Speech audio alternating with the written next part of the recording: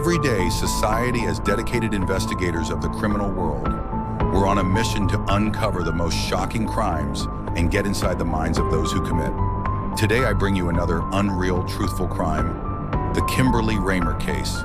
Kimberly Ramer, or Kim, as her close ones called her, was born on May 18, 1980. She was a well-liked smart student and a cheerleader who lived in Alabama with her dad, Kenneth Ramer, a Monsu, and her 19-year-old sister, Kirsten, lived nearby, just over the Florida border. Even though her parents were divorced, they got along well and did their best to make Kim and Kirsten happy. Canton loved playing on the girls' softball team and was looking forward to the senior year in high school. She was friendly and outgoing. She liked thinking about the future and planned to study physical therapy at the University of South Alabama on August 15, 1997, the day after she took her senior year photos. 17-year-old Kim played a softball game and went out with friends. She ended the night visiting her boyfriend and was seen parking her car at her dad's house just before her midnight curfew.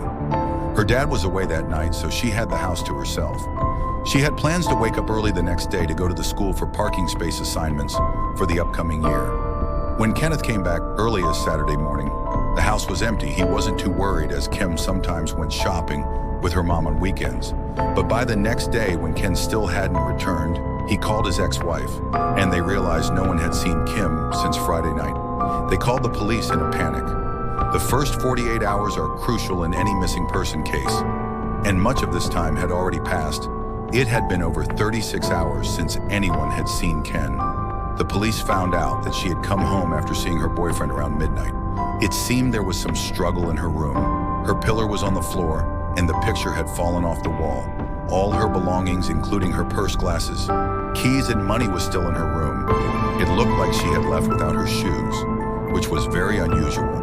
This, with signs of forced entry, led the police to think Kim was likely kidnapped from her room sometime after midnight. But before 6 a.m., a friend at camp was very happy with her life. She wasn't the type to run away. She was close to her family and didn't have personal problems. The police talked to Kim's boyfriend, who she had been seeing for 2 weeks, and her parents didn't know about. He was around 20 years old, divorced, and had a young child. He passed a lie detector test and was ruled out as a suspect in her disappearance. Up was a small town of about 6,900 people and was considered a very safe place for families.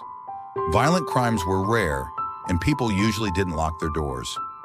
Kimberly Ramer's disappearance shocked the community and broke their sense of safety.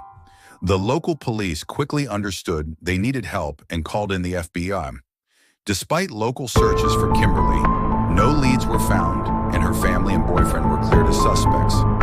The police noted several calls made from Kimberly's house to a Florida number around the time she was believed to have been kidnapped. It was suspected that the kidnapper had made these calls.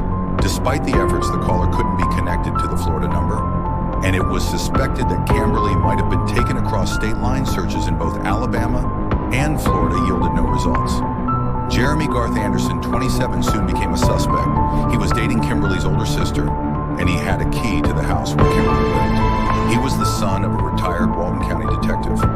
It was reported by a friend that Kim could not stand Jeremy, but Kim never told anybody why Jeremy lived in Ponce de Leon, Florida, and was the only person close to the case who refused to talk to investigators or undergo a polygraph test. It was established that on August 15, 1997, Jeremy had borrowed a 1991 Peacock truck from his boss the next morning. He showed up at a friend's house in a panic, asking for help. To dispose of the truck later, the vehicle was found abandoned at a church and had been thoroughly cleaned.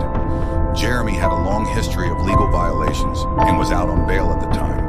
Kirsten, his girlfriend, unaware of this aspect of his life, broke up with him after he became a suspect. However, no charges were filed against him. Search planes flew over the area.